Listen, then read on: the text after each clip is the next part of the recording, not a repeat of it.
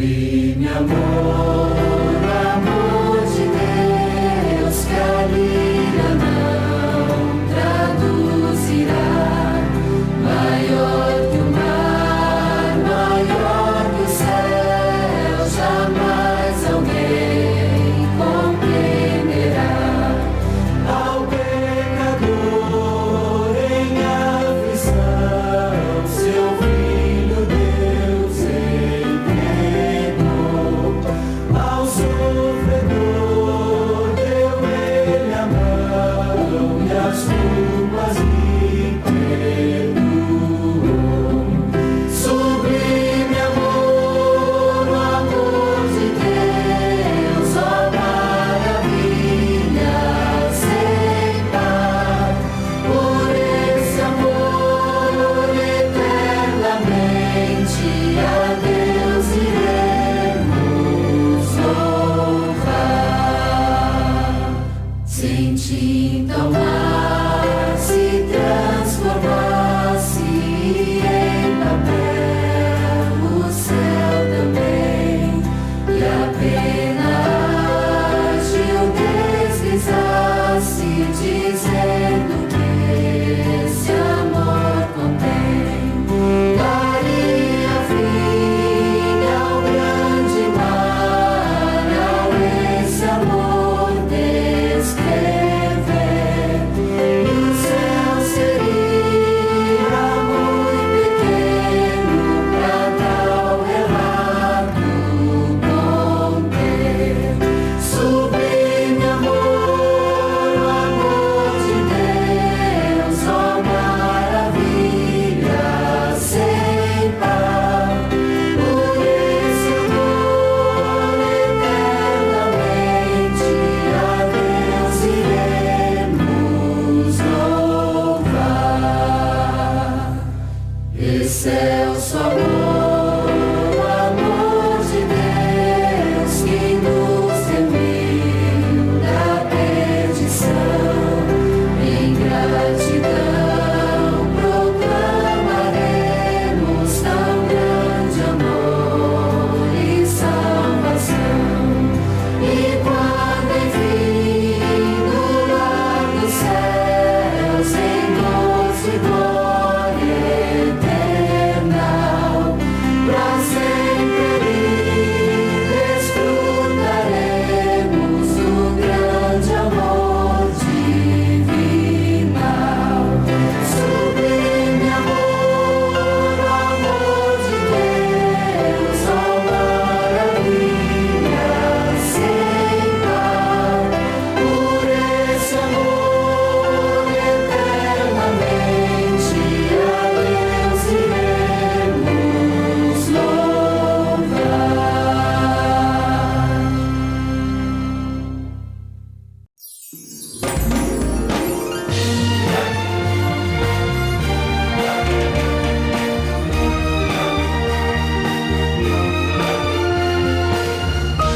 Informativo Mundial das Missões. Um adventista em 10.000. Para Radenko Melovic, frequentar a universidade em Belgrado era mais sinônimo de diversão do que estudo. Ele gostava de festas, bebidas e fumar, e era tão popular na universidade que foi até eleito presidente do corpo estudantil. Mas ele não fazia nenhuma avaliação, nenhuma prova, e por isso no final de cada ano, para não ser expulso do alojamento, mudava de curso.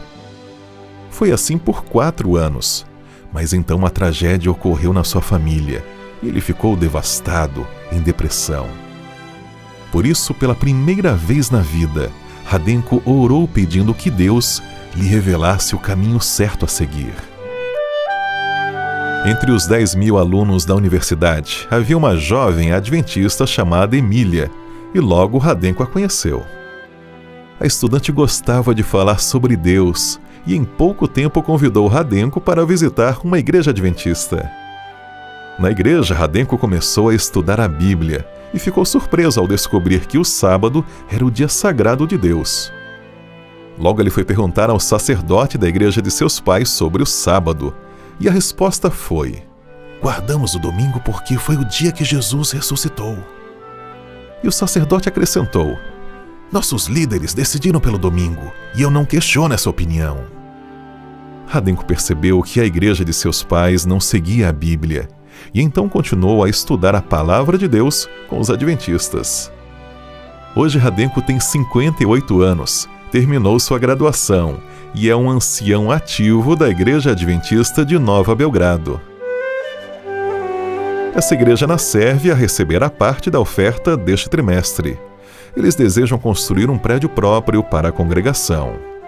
Sejamos liberais.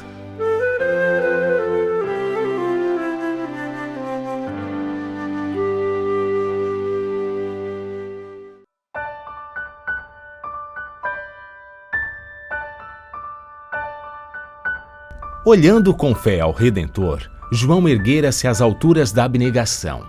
Não buscava atrair os homens a si mesmo, mas erguer-lhes o pensamento mais e mais alto, até que repousasse no Cordeiro de Deus. Ele próprio não passara de uma voz, um clamor no deserto. Agora aceitava com alegria o silêncio e a obscuridade para que os olhos de todos se pudessem voltar para a luz da vida. Os que são fiéis à vocação de mensageiros de Deus não buscarão honra para si mesmos. O amor do próprio eu será absorvido pelo amor a Cristo. Nenhuma rivalidade manchará a preciosa causa do Evangelho. O Desejado de Todas as Nações, página 179.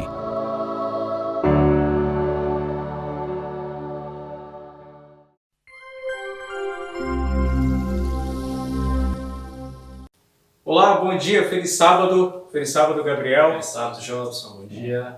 Muito bom ter você aqui conosco e mais esse sábado, dessa vez é o terceiro, né, Gabriel? Terceiro sábado que estamos aí nessa jornada, né, junto com os nossos irmãos, nossos amigos que nos acompanham, que estão em suas casas, em seus lares, fazendo ali a sua pequena igreja, né? E todos juntos somos uma grande família. Mas hoje nós vamos para o nosso segundo estudo da lição que estamos acompanhando desde a semana passada. Iniciamos aí segundo trimestre deste ano, onde estamos falando sobre a Bíblia, as Sagradas Escrituras. Não é isso, Gabriel? Sim, e como nós estamos tratando das Escrituras Sagradas, de um livro que foi inspirado pelo Espírito Santo, a gente precisa respeitar alguns métodos que ela nos concede. Alguns métodos que ela pede que a gente coloque em prática para que assim ela possa fazer diferença na nossa vida. E um desses métodos é buscar a orientação de Deus por meio do seu Santo Espírito, para que hoje Ele possa falar aos nossos corações. Convido vocês aí em casa e todos nós aqui para que nós possamos falar com Deus. Senhor Deus, Pai amado, Todo-Poderoso que estás nos céus, neste momento, juntamente com os amigos que se encontram nos seus lares, nós pedimos ao Senhor que nos conceda sabedoria e iluminação para compreender a mensagem que o Senhor quer transmitir ao nosso coração. Nós pedimos ao Senhor que venha nos ajudar neste momento, Senhor Deus, não só sendo pessoas que levam a Bíblia como um livro teórico, mas que ela venha fazer uma diferença na nossa vida de forma a colocarmos ela em prática, Senhor Deus. Pedimos a Ti que o Senhor nos abençoe, a cada família representada que está nos acompanhando, em nome de Jesus. Amém. Muito bem, e você que nos acompanha, na semana passada nós recebemos muitas fotos de pessoas que estão aí acompanhando as nossas programações de sábado. É muito bom ter você conosco e você pode enviar mais fotos também dessa programação que estamos fazendo hoje, né? Envie sua foto para nós e tenho certeza que na semana que vem nós iremos colocar aí para vocês nos acompanharem. Muito bem, vamos lá então, Gabriel, sobre a Bíblia, Sagradas Escrituras. Esse livro que não é apenas um livro, né, mas é uma coleção de livros. Nós temos na Bíblia praticamente uma biblioteca, né, uma mini biblioteca aqui, com vários livros, com vários autores, e o interessante é que eles conversam entre si. Eles falam sobre muitos assuntos em comum e o mais interessante é que nenhum deles contradiz o outro, mas eles se complementam, não é isso? E com relação a isso, Gabriel, Como que a gente pode ver, então, essa questão da inspiração? Porque não pode ser uma outra palavra, né? Se nós temos vários autores, se temos vários livros sendo escritos em diferentes épocas, em diferentes contextos, como que eles não se contradizem durante a sua escrita? A gente percebe que ainda mais hoje, onde se utiliza muito o ceticismo, né, o ceticismo metodológico para se encontrar algumas verdades, para se descobrir alguma coisa importante, a gente percebe que diante disso, essa questão de inspiração, ela chega até a soar meio esquisito, não é? Como que algo pode ser inspirado? Realmente isso aí é uma coisa séria a ser considerado. Veja só, para tudo na vida a gente tem que considerar a história, a origem, né? Como se originou as coisas. E a Bíblia não é diferente. A inspiração está dentro disso, não é? A origem das Escrituras Sagradas, ela é muito relevante para tornar este livro sério, né? Esse livro que realmente tem algo de fato que aconteceu por trás. E veja só porque isso é importante, Jobson. Hoje nós percebemos que infelizmente, existem muitas pessoas que sofrem de crise existencial, não é? Elas não compreendem, não entendem o sentido da vida e questionam sobre isso, né? Por que eu estou nesse mundo? Qual que é meu propósito? Da onde que eu vim? Para onde que eu vou? E nessa crise existencial muitas pessoas ficam doentes, né? Adoecem e inclusive alguns não conseguem lidar com essa situação e desejam até a morte. Então é um problema sério que a gente está enfrentando por conta dessa questão de não compreendermos e sabermos das nossas origens. E quando nós descobrimos as nossas origens, como tudo se começou, quando nós temos consciência da nossa história, isso muda tudo. O cenário da nossa vida muda. A gente começa a perceber que as nossas escolhas têm mais sentidos. Começamos a viver com a vida de uma forma mais responsável. Não que essas pessoas vivem de forma irresponsável, mas temos uma coerência, temos um direcionamento melhor. E a Bíblia ela tem respostas para esses questionamentos da nossa vida. Ele é um livro que consegue nos responder e corresponder a essas situações e questões da nossa vida. Mas para isso também, Jobson, nós precisamos respeitar os métodos que a Bíblia nos oferece. Porque senão nós fazemos a Bíblia passar por uma crise existencial também. Se nós fizermos a Bíblia passar por uma crise existencial, ela não pode nos responder. Ela não vai ter condição de corresponder a essas questões na nossa vida. Então precisamos também respeitar a sua origem, a sua história, a sua metodologia, para que ela consiga falar ao nosso coração e trazer essas respostas que tanto nós precisamos. E é basicamente isso que nós vamos ver, não é? A origem, a importância que isso tem para que a Bíblia, como nós sabemos que é um livro sério, ela possa ser realmente conhecida como um livro sério para muitas pessoas que duvidam e questionam dela, né?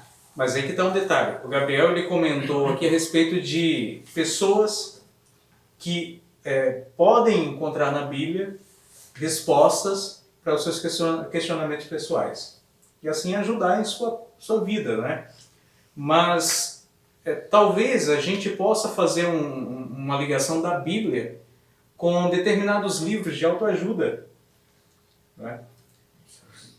E a gente precisa entender bem até onde vai um e até onde vai o outro, né? Porque a Bíblia ela tem uma grande diferença em relação aos livros de autoajuda.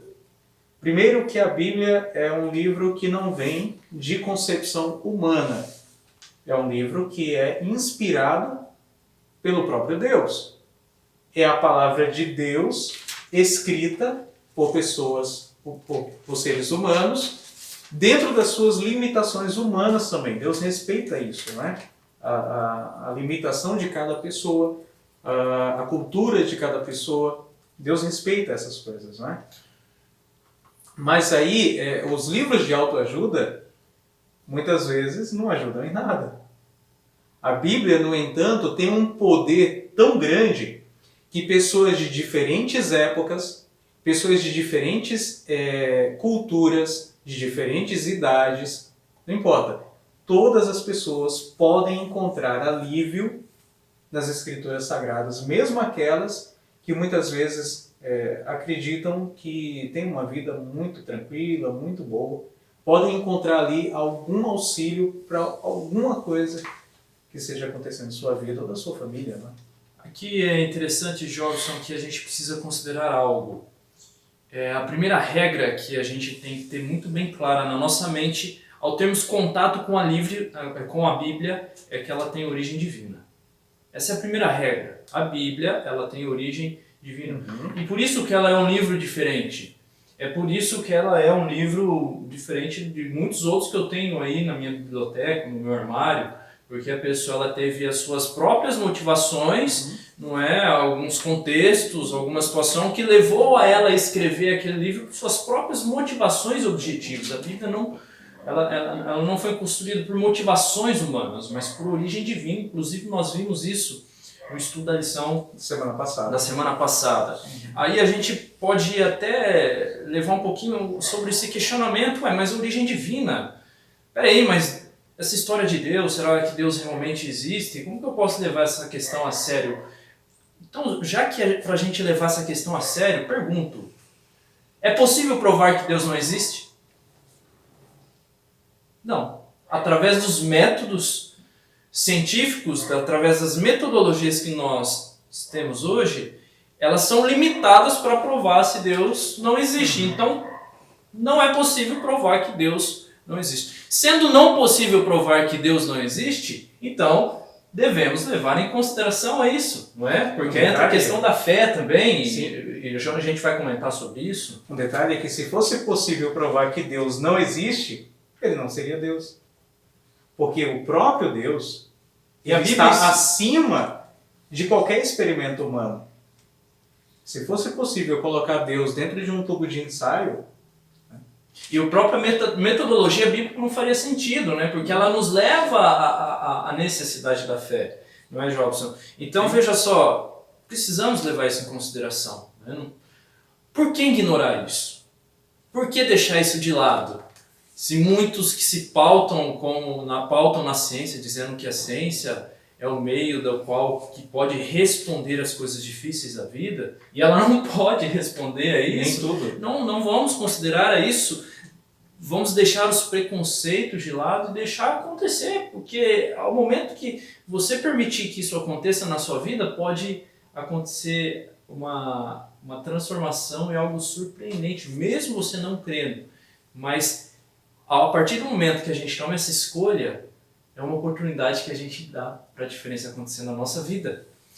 A Bíblia, ela é um processo de inspiração, né? Onde Deus, ele traz até o homem as suas mensagens.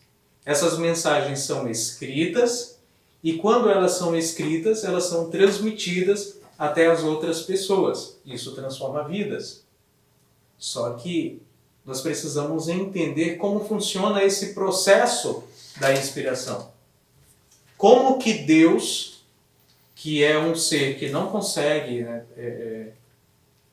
atualmente, né, não que ele não consiga, mas atualmente nós não vemos a situação de Deus falando de maneira audível ao homem, não é? E mesmo no passado, muitos escritores bíblicos, eles não tiveram um contato audível com Deus. Deus inspirou o seu coração para que ele escrevesse as palavras. Enquanto isso, outras pessoas, sim, tiveram visões, né? E com isso, com essas visões, puderam escrever as mensagens divinas. Mas como que é esse processo? É um processo onde Deus dita palavra por palavra, e ali o profeta escreve o que Deus está querendo dizer, ou é algum processo um pouco diferente? Como será que funciona essa interação de Deus que transmite uma mensagem ao homem? E será que não podem existir falhas? Interessante que eu vejo aí, Jobson, que Deus ele gosta de diversidade. Ele usa pessoas diferentes, né? Pessoas que talvez nunca estariam juntas, nunca se sentariam numa mesma mesa, mas de repente Deus utiliza dessas duas pessoas para falar sobre o mesmo assunto. E o assunto ali que nós encontramos, essas duas pessoas diferentes, elas estão ali coerentes entre si, né? Elas se explicam um ao outro, se complementam um ao outro, não é? E aí, voltando a essa questão de diversidade, se é um Deus que gosta de diversidade, ele então não respeitaria isso, certo? E trocaria isso por uma Bíblia ditada. Então ele ditaria a Bíblia, falaria ao ouvido, diria assim: Jobson, você vai escrever este livro do jeito que eu estou te pedindo. Então senta aí atrás da mesa, pega uma caneta, né, que eu estou aqui em cima, não vou aparecer na sua frente, senão infelizmente você vai ser fulminado, né, por causa da minha glória. Mas a minha voz você pode ouvir, ouve aí, porque eu vou ditar a Bíblia. Isso não aconteceu. Com uma única exceção, né, os 10 mandamentos, Que ele mesmo escreveu. Falou, né, que ele mesmo escreveu com o seu próprio Deus, nem foi ditado, né? Isso. Assim a gente Ele notar que mesmo foi o escreveu. próprio Deus que escreveu com o seu dedo. Aqui interessante, Deus preserva ele preserva essa diversidade, ele preserva as características de cada escritor, de cada instrumento. Então ele joga a ideia na mente desse escritor, né? Respeitando a sua cultura, o seu contexto, as suas limitações. Tanto é que outro dia você trouxe aqui a informação de que o morcego... A Bíblia trata como se fosse uma ave. Né? É uma limitação, não é? Que Moisés teve ali. Olha que Moisés ele era um homem inteligente, né? Era muito inteligente. Mas foi uma limitação que ele teve ali no homem. E Deus respeitou isso. Falou, não, tudo bem. Para mim tanto faz se você colocar que o morcego é uma ave ou não. Deu para entender e compreender o princípio, que é uma outra coisa que a gente precisa levar em consideração. A Bíblia, ela É um livro de tem princípios. mensagens, certo? De épocas diferentes, de culturas diferentes, mas que os princípios, eles são para todas as épocas, para todas as culturas e para todos os momentos da história que a gente está vivendo. Isso é uma coisa que a gente precisa levar em consideração, porque pode surgir aquele questionamento, não é? Muitas vezes a gente vê o Antigo Testamento sendo ignorado, falando assim, olha, o Antigo Testamento foi escrito para quem? Os judeus. E o Novo Testamento foi escrito para nós.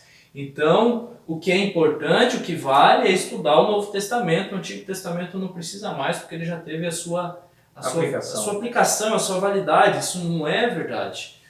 Os judeus foi as pessoas utilizadas naquele momento, naquele contexto. Foi o veículo, a ferramenta de Deus para falar a nós em nosso tempo hoje também. E veja um detalhe, Gabriel, um exemplo que nós temos de que a Bíblia é um livro de princípios e serve para todas as épocas, é a parábola das 10 virgens. Hoje em dia, como que nós utilizamos para iluminar a noite? São lâmpadas movidas a energia elétrica. Quem que usa uma lâmpada com azeite? Né? Ninguém utiliza. Mas qual que é o princípio existente ali? O princípio é que nós precisamos ter o Espírito Santo e precisamos aguardar o noivo, que é Jesus, que está para vir. Então, existe um princípio dentro de algo que era utilizado naquela época, mas que atinge todas as eras. Atinge todas as pessoas. Porque o princípio inserido ali é que é importante. Então não importa se de repente o autor ele interpretou que o morcego é uma ave. Não importa se ele interpretou qualquer outra coisa que esteja de repente errado de acordo com a ciência. Mas o princípio existente ali é o que importa. E é isso que Deus inspirou, né, os profetas a escreverem. Escreverem princípios dentro daquilo que era comum na vida deles. Porque vejam um detalhe. A Bíblia diz que ainda que os nossos pecados sejam vermelhos, se tornarão brancos como uma lã. Talvez naquela situação, naquele contexto, o objeto, o que eles tinham de mais branco fosse a lã.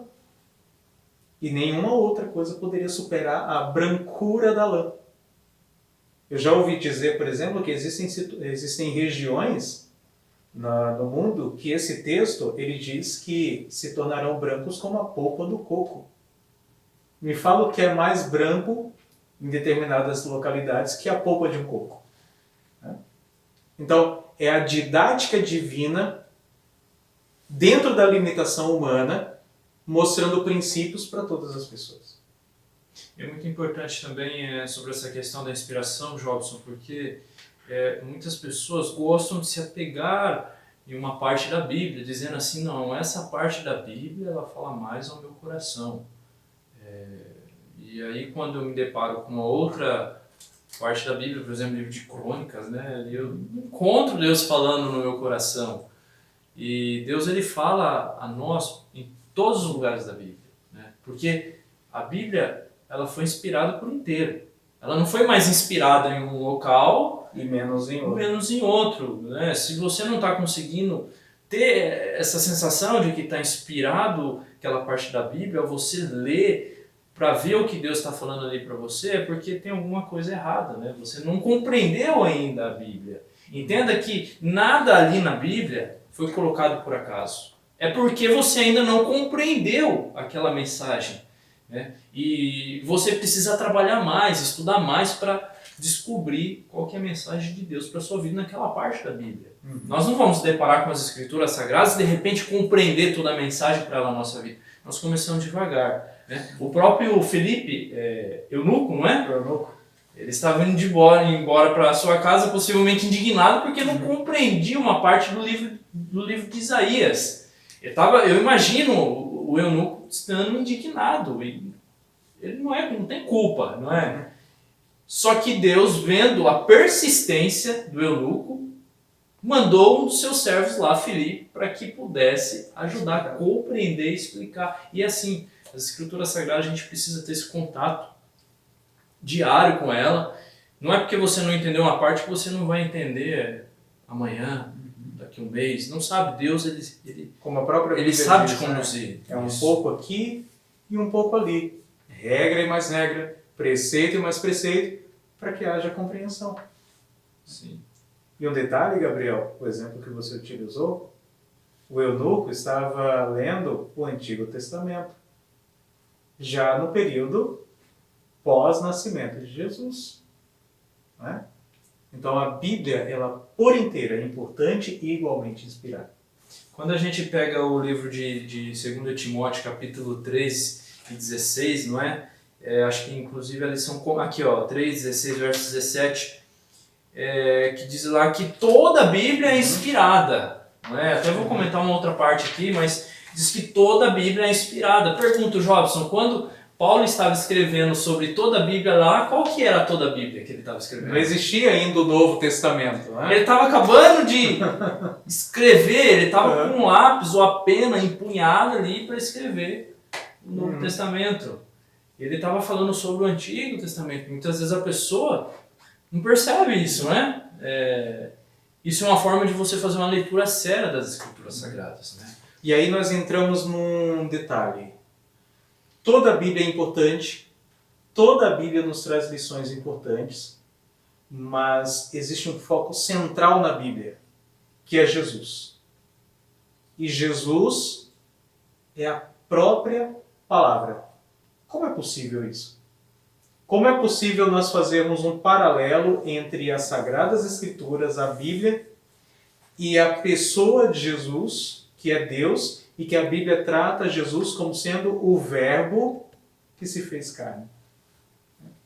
E aí nós vemos uma situação em que Jesus, ele é aquela pessoa de quem as Sagradas Escrituras falavam. E ele passa a viver na sua vida tudo aquilo que é princípio, tudo aquilo que a Bíblia nos traz como importante. Jesus, ele mostra a aplicação da palavra na sua própria vida. Mas como nós podemos, Gabriel, compreender essa questão? Quem é mais importante? Ou quem traz lições mais importantes? É Jesus? É a Bíblia? É ambos? Cada um tem uma importância. como que funciona essa questão de Jesus como sendo um paralelo da palavra? O autor ele faz uma relação, né, que eu confesso que eu nunca tinha parado para pensar nessa relação. A gente tem o primeiro contato sobre essa questão de carne, de verbo ali em 1 João, onde o verbo estava com Deus e o verbo se fez carne. A palavra, o verbo é, no caso aqui, a palavra de Deus. Então, a gente vê a vigência da palavra, a importância da palavra.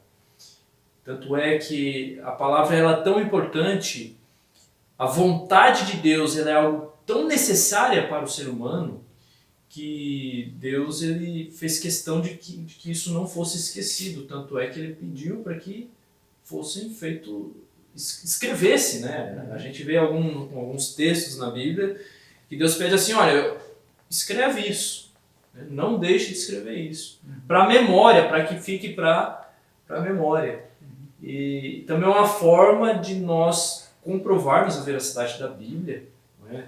Nós temos a crítica textual aí para dizer se o texto é verdadeiro ou não. E muitas pessoas ainda têm dúvida, né, Jobson?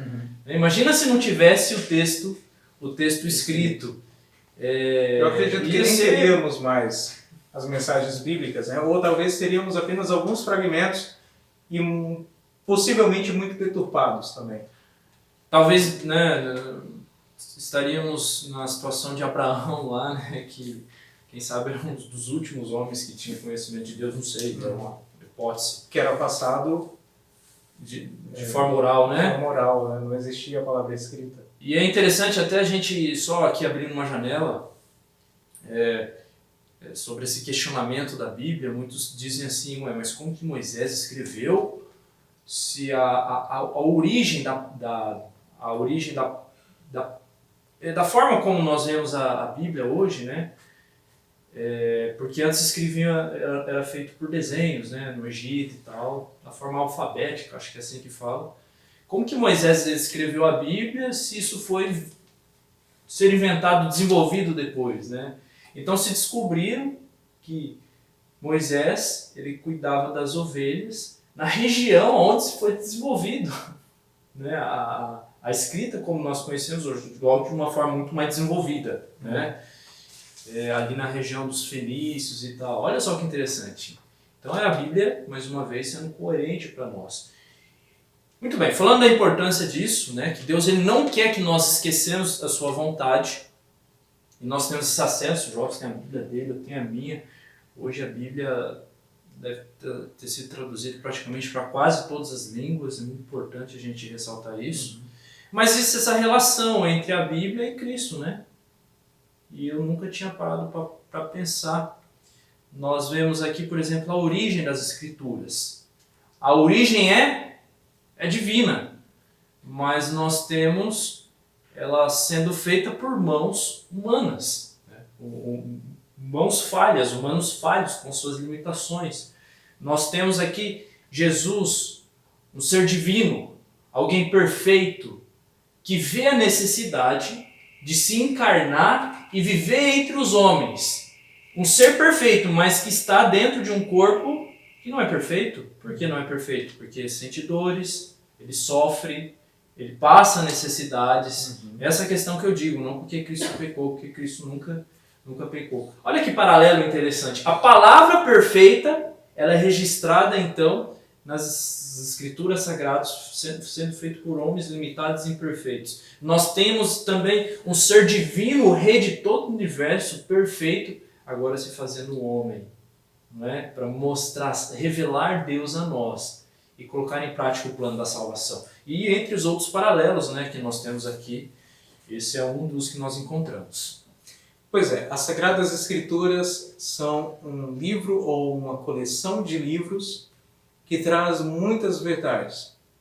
Esse livro pode ser lido de maneira livre por praticamente todas as pessoas.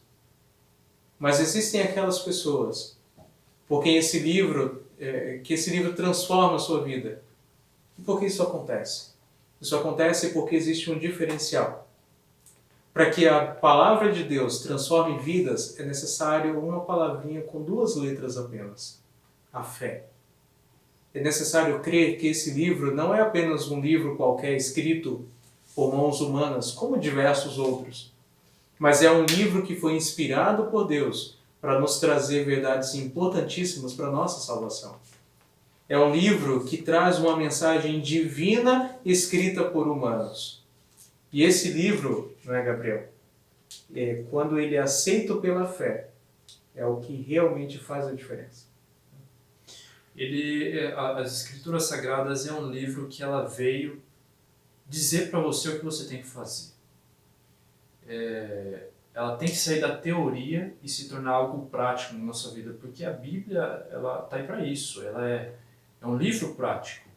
Ela vem dizer assim que nós precisamos respeitar o nosso próximo, amar o nosso próximo, que é importante que eu não minta para os meus amigos, para os meus irmãos. É um livro prático, é um livro que vem nos trazer uma conduta superior, uma moral superior, nos transformar em pessoas melhores, nos preparar também para algo que virá no futuro, né? E para que nós possamos viver felizes nesse lugar, as Escrituras Sagradas ela vem então mostrar o que nós precisamos fazer hoje.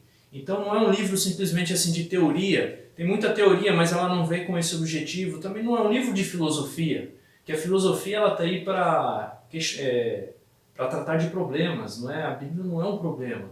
Ela veio trazer respostas para os problemas. Você pode usar as Escrituras Sagradas para falar sobre filosofia, tudo bem, mas primeiramente ela é um livro prático que veio trazer respostas, ajudar a trazer soluções dos seus problemas. E para que a Bíblia realmente ela possa ser verdadeiramente compreendida, para que a Bíblia verdadeiramente ela possa falar ao seu coração, é o que o Jobson falou, nós precisamos ter fé. Porque sem fé é impossível agradar a Deus. E não só com fé, mas com amor, Jobson, não é? A gente precisa tratar a Bíblia com amor. O músico, ele só consegue fazer aquilo muito bem porque ele ama a música, ele respeita a música, ele sabe a importância que a música tem na vida das pessoas. Então, a partir daquele momento que ele se utiliza da sua voz, do seu instrumento, as pessoas param para ouvir, porque naquele momento ele está mexendo com o coração daquelas pessoas. E para que as Escrituras Sagradas possa mexer no seu coração, possa mexer no nosso coração, nós precisamos amar esse livro. E acima de tudo, este livro que nós precisamos amar tem uma mensagem de amor e esperança. E a mensagem de amor e esperança que nós encontramos ali é Jesus Cristo, a todo momento, por meio das Escrituras Sagradas, clamando aos nossos ouvidos, dizendo assim: filho, entrega a sua vida a mim, porque eu quero transformar a sua vida, eu quero te salvar, eu quero te tirar numa situação de escravidão e te colocar numa situação de liberdade, e assim você possa viver de verdade. E as Escrituras Sagradas estão aí para fazer essa diferença na nossa vida, mas para isso precisamos respeitar o seu método. Muito bem, na semana que vem nós estaremos de volta com mais uma lição, com mais um novo tema desse trimestre, mas por enquanto, né, Gabriel, vamos nos ater a esses assuntos e esperamos cada uma dessas pessoas na semana que vem. Vamos então fazer uma oração. Obrigado, Senhor, porque o Senhor inspirou homens para nos trazer essas mensagens tão importantíssimas. Nos ajude para que venhamos tirar muito proveito disso para a nossa espiritualidade e para a nossa salvação. Em nome de Jesus, amém. Amém.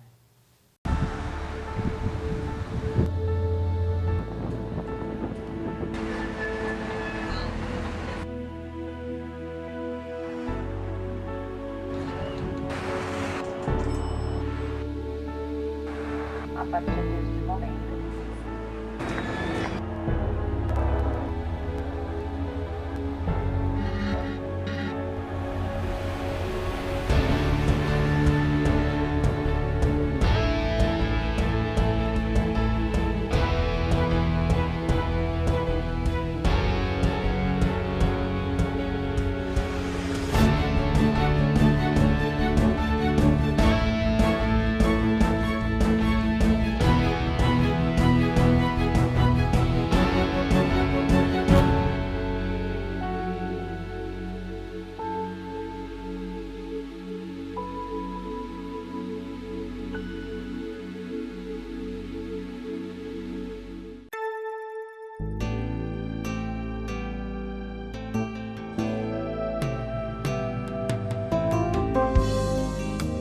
e verão a sua face, e nas suas frontes estará o seu nome. Em 1848, Phineas Gage, capataz de um trem, sofreu um trágico acidente. Uma dinamite explodiu e uma haste metálica incrustou-se na sua bochecha esquerda, passou por trás do olho esquerdo e atravessou-lhe o cérebro, para depois sair pela parte superior do crânio.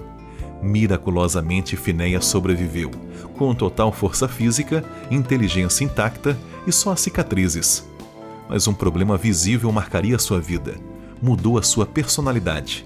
Antes ele era trabalhador eficiente, capaz e responsável, esposo exemplar e membro reverente na igreja. Porém, depois foi decaindo moralmente. Tornou-se irreverente e profano. Chegou a ser irresponsável. Depois de abandonar a sua família, uniu-se a um circo ambulante. A chamada lobotomia frontal arrebentou-lhe a nobre personalidade, a sua moral, a sua fé e os seus entes queridos. O lóbulo frontal é o assento do juízo, da razão, do intelecto, da vontade e também é o lugar da espiritualidade e da moralidade. Hoje sabemos que o estilo de vida pode repercutir favoravelmente ou desfavoravelmente nele. As Escrituras sugerem: guarda com toda a diligência o teu coração, porque dele procedem as fontes da vida. Nosso Criador está desejoso de, como criaturas dele, cuidemos e nutramos física e espiritualmente esse setor do cérebro. Assim, o Senhor poderá cumprir o desejo de pôr as suas leis e nos remir, colocando seu caráter e o seu nome em nossa mente, para eterna felicidade.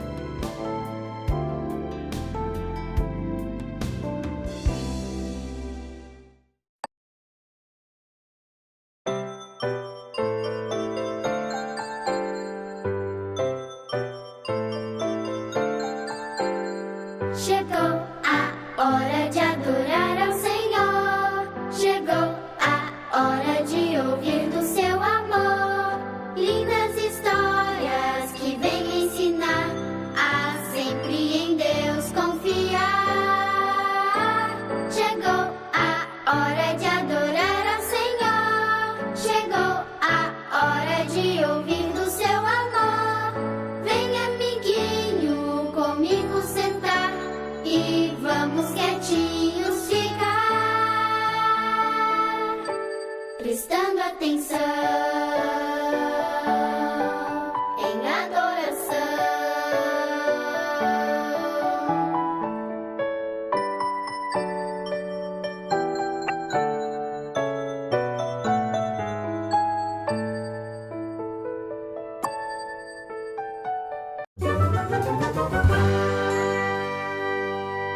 Olá, tudo bem? Este mapa representa o nosso país, o Brasil. O Brasil possui 26 estados, sem contar com o Distrito Federal, que é onde fica a capital do país, Brasília. O Brasil possui 5 regiões diferentes: Norte, Sul, Sudeste, Centro-Oeste e Nordeste. É muito interessante perceber que cada região do país tem características diferentes. E a bandeira do nosso país, Brasil, possui uma frase: ordem e progresso. E essa frase nos faz lembrar a respeito de algo muito importante. Todo país deve ter leis. Mas de onde será que vêm essas leis? As leis do Brasil vêm da lei maior, que é a Constituição Brasileira. E algo muito importante: todas as pessoas devem respeitar a lei do país, não somente aquelas que nasceram no Brasil, mas aquelas que vivem aqui e nasceram em outros países. As leis são muito importantes, pois elas nos guiam e são como regras para nos orientar. Quando o povo de Israel estava no deserto indo para Canaã, Deus precisou lhes dar algumas leis. Assim disse Deus: vocês concordam, manterão aliança com Ele, sabendo que Ele vai manter o que prometeu ao seu povo. E ele disse que se o povo certamente o amasse, obedeceria às suas leis. Então preparem-se, Deus me instruiu a consagrá-los no dia de hoje. E amanhã lavem suas roupas e estejam prontos no terceiro dia. Pois no terceiro dia, Deus descerá ao Monte Sinai, sendo visto pelo seu povo. O povo deveria manter limpo o corpo, as vestes, o coração e a mente. Deus marcou o dia em que entregaria uma importante lei ao povo através de Moisés, o seu servo. Todos se reuniram para receber aquela importante lei. Surgiram então relâmpagos, raios, trovões.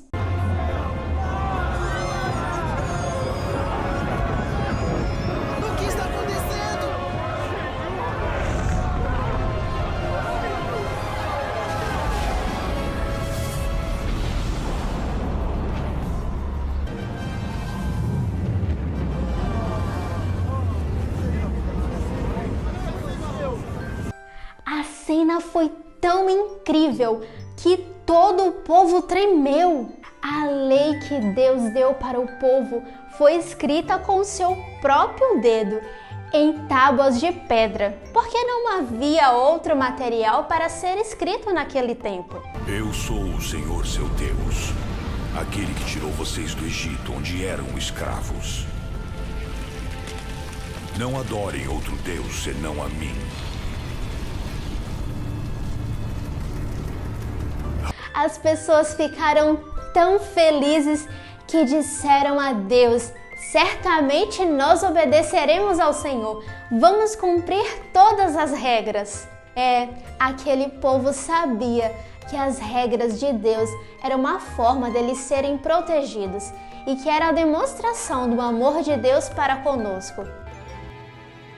Deus, o Senhor, perdoou o seu povo. E que se eles obedecessem às regras, estavam demonstrando que verdadeiramente amavam a Deus. E hoje, Deus deseja que eu e você conheçamos a Ele e obedeçamos às suas regras. E lembre-se, se amamos a Deus, obedecemos às suas regras, pois quem ama, obedece. Vamos ler juntos o nosso verso bíblico?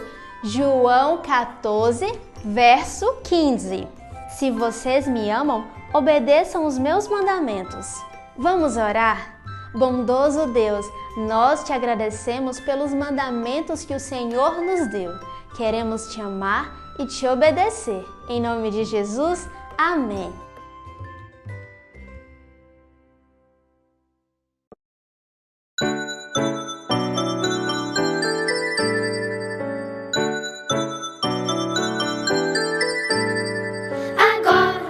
Vamos em família adorar, pensar em Deus e aprender do seu amor. Oh, que alegria sentimos aqui de juntos poder escutar a voz do Senhor, a voz do Senhor.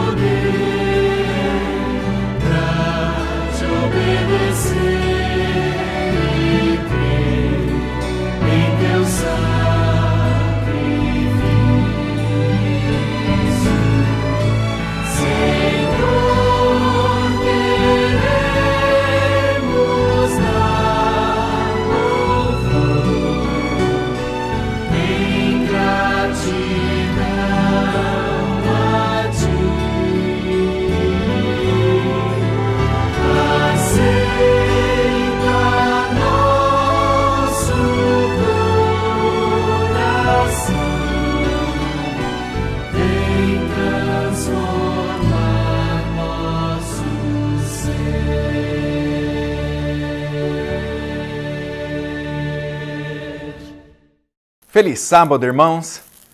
Estamos aqui reunidos mais uma vez para adorar ao nosso Deus maravilhoso e poderoso. Feche seus olhos e vamos dirigir a Deus uma prece. Pai querido, abençoe esses momentos agora e os momentos que se seguem. Abençoe cada um dos seus filhos e filhas que agora abrirão a Tua palavra para estudar e meditar. É o que pedimos em nome de Jesus Cristo. Amém. O livro de Apocalipse, capítulo 19, verso 16, diz: tem no seu manto, na sua coxa, um nome escrito: Rei dos Reis, Senhor dos Senhores. Eu não sei quantos aqui que estão nos assistindo hoje gostam de acampar. Eu gosto de acampar. Quando era mais novo, gostava muito mais ainda. É algo prazeroso, é algo que nos satisfaz. Mas sabia que em Israel há uma festa chamada Festa dos Tabernáculos e você acampa nela? É uma festa muito interessante.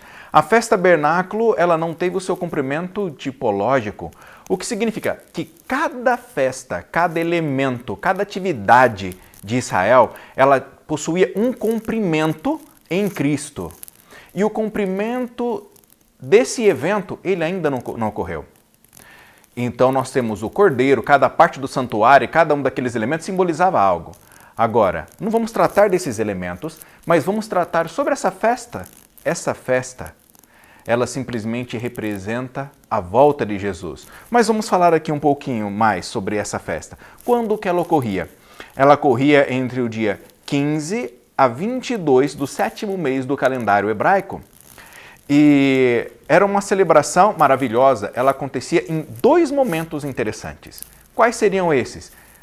Olha, primeiro nós tínhamos acontecia a colheita, a festa da colheita. Eles haviam colhido toda a sua colheita de todas as variedades de plantação, então eles estavam felizes com um celeiro cheio, imaginou a alegria?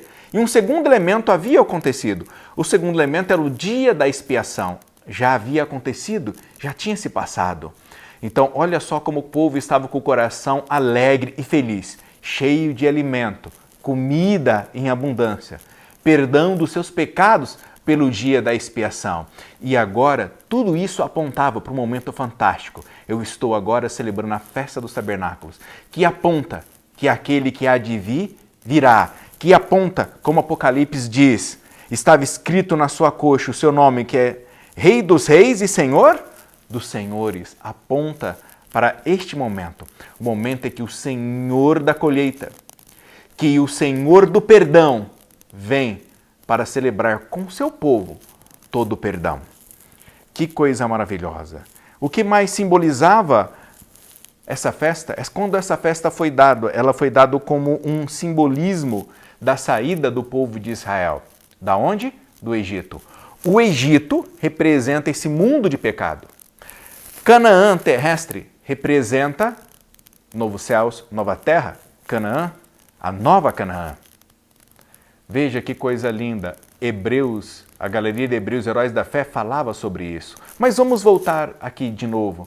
Veja que a saída do Egito, que representa a nossa jornada rumo aos céus, é o momento que estamos trabalhando nela.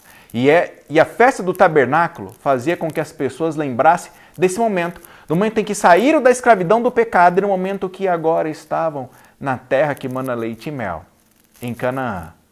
Essa festa dos tabernáculos hoje representa a jornada do povo de Deus, que agora vive no Egito, do pecado. Uma jornada que Deus vai nos guiar e nos livrar, e vai nos conduzir, como diz Hebreus 11, com todos aqueles heróis, para aquele dia em que o Senhor virá nas nuvens dos céus. Simplesmente o próprio Abraão, é registrado em Hebreus 11 que ele caminhava na terra, que era dele, que Deus deu, não esperando como se fosse dele, mas ele aguardava e almejava Jerusalém celestial. Quantos de nós aqui estamos almejando Jerusalém celestial? Estamos almejando o Rei dos Reis, o Senhor dos Senhores. Evangelho de São João 14, de 1 a 3, todo mundo sabe. Diz, próprio Jesus falou, não se turbe o vosso coração, credes em Deus, credes também em mim. Na casa do meu pai há muitas moradas. Se isso não fosse verdade, eu vos teria dito. pois vou preparar lugar, e quando eu for, voltarei para que onde eu esteja, estejais vós também. Jesus disse que ia preparar um lugar para voltar. A festa do tabernáculo aponta para este momento. A vinda do Senhor é o cumprimento desta festa. Quanto almejo eu, Jesus voltar, e você? Seu coração palpita também? Seu coração se enche de alegria com o propósito da terra prometida? Com o propósito? Sabe, precisamos nos preparar. A festa do tabernáculo é um momento de preparação. É uma festa maravilhosa. E nessa festa do tabernáculo, ela aponta para bodas do Cordeiro. Nós temos aqui Apocalipse 19, verso 9, dizendo: bem-aventurado aqueles que são chamados para a ceia das bodas do Cordeiro. Pensa bem, a ceia do Cordeiro, a ceia de Deus, está preparada para mim e para você. A festa dos tabernáculos, ela aponta para este momento. A festa do tabernáculo, ela aponta para o momento dessa ceia, para o momento em que o Senhor virá e ceiará conosco, o momento em que estaremos com Ele para sempre. Bem-aventurado aqueles que são chamados à ceia das bodas do Cordeiro. E acrescentou: são estas as verdadeiras palavras de Deus. Na leitura do mesmo verso de Apocalipse 19, verso 9. Quantos de nós aqui estamos esperando o Rei dos Reis e o Senhor dos Senhores? O Senhor, nosso Deus e Pai maravilhoso que veio nos buscar. Hoje Deus apela ao meu coração e ao teu coração para que vistamos as suas roupas. Mateus 22, de 1 a 14, relata sobre a festa e fala que Deus concedeu a roupa para que aqueles pudessem estar para essa festa. Deus concedeu a roupa e essa roupa se chama a justiça de Cristo através da sua graça, coroada pelo poder do Espírito Santo. Este é o poder para estar lá. Como é que está? Você está enchendo a sua jarra de azeite? Porque todos vão dormir. Todos também irão acordar. A diferença? A diferença está naqueles que usam a roupa, naqueles que possuem o azeite guardado. Quem é você? Tem orado e buscado ao nosso Deus? Tem estado desejoso por esse momento? O nosso futuro glorioso com o Rei dos Reis, Senhor dos Senhores, ele descreve, ele virá. Quando Pilatos colocou sobre Jesus a inscrição: este é Jesus, Rei dos Judeus, em Mateus 27, verso 37. Jesus não é o Rei dos Judeus. Jesus é o Rei de todos nós. Jesus é o Rei do universo. Jesus é o Rei dos céus e da terra. Jesus é o seu Deus, o meu Deus, o nosso Deus. Eu querendo ou não, você querendo ou não, estando nós preparados ou não, não muda o fato de Ele ser Deus e de Ele ser o Criador. Há uma pátria celestial aguardando todos nós. Filipenses 3:20. Há uma pátria aguardando todos nós. Há um reino maravilhoso para mim e para você. 2 Timóteo 4:8 diz: já agora a coroa da justiça me está guardada, a qual o Senhor reto juiz me dará naquele dia, e não somente a mim, mas também a todos quanto amam a sua vinda. Você ama a vinda do Senhor? A festa do tabernáculo está para isso. A festa do tabernáculo está para isso. Ama a vinda do Senhor, sabe? Aquele que há de vir virá, o Rei dos Reis, o Senhor dos Senhores. Você está preparado?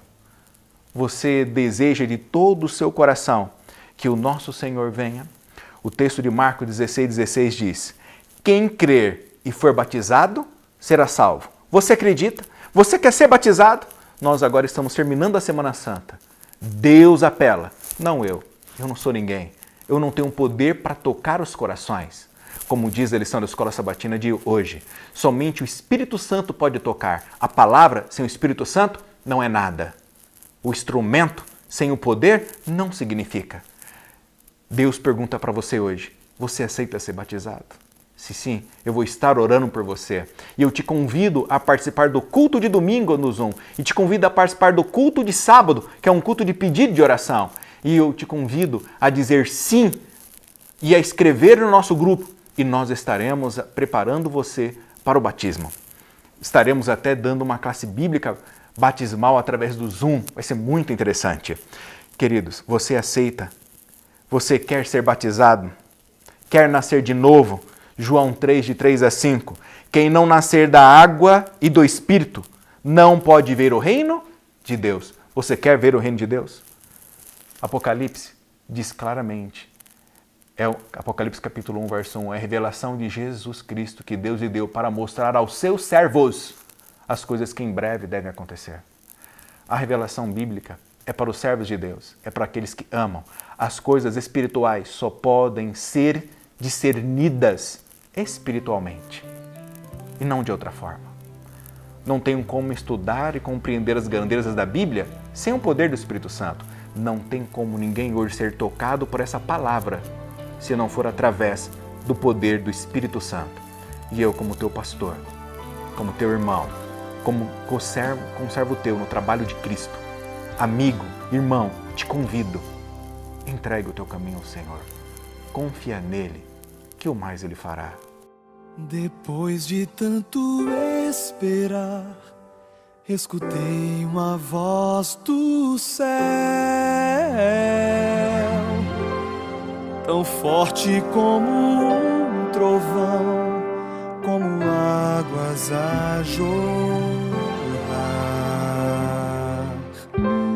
Não tinha como duvidar, podia ouvir o coro cantar, e um anjo apareceu, e então sorriu pra mim. Mal posso esperar pra herdar então meu lar, conforme a promessa pela qual lutei, rever os meus amados que em Cristo descansarão, e ao grande coro quero me unir e juntos celebrar Jesus.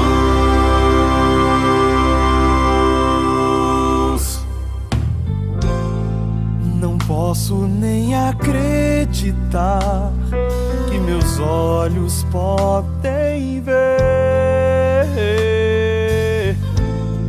a glória do Senhor Jesus, a estrela da manhã. Vestida a noiva já está, com as puras vestes dos santos, a espera terminou, meu nome Deus chamou. Mal posso esperar pra herdar então meu lar, conforme a promessa pela qual lutei, rever os meus amados que em Cristo descansarão, e ao grande coro quero me unir e juntos celebrar Jesus. Então vou abraçar e estar juntinho aos meus, chorar, sorrir, louvar, pois o dia enfim chegou.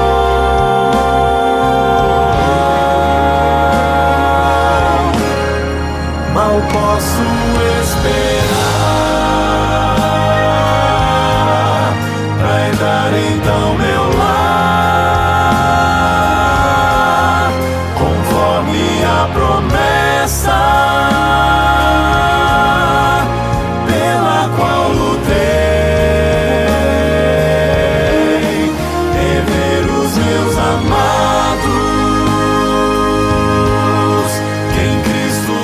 dançarão, e ao grande coro quero me unir e juntos celebrar Jesus.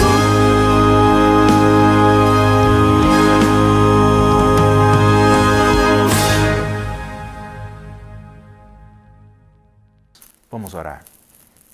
Pai, que o Senhor toque no coração de todos os irmãos e irmãs que estão nos assistindo, que estão nos ouvindo hoje.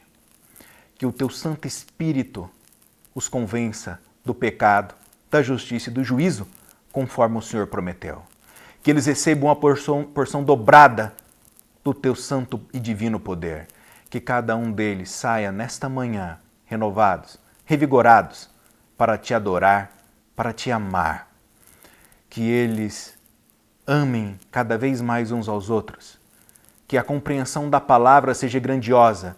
Que nesse tempo que estamos vivendo, que cada um deles seja a luz, que seja o sal, aqueles que iluminem o mundo e aqueles que têm a cura. Nós suplicamos essas bênçãos. Em nome de Jesus Cristo. Amém.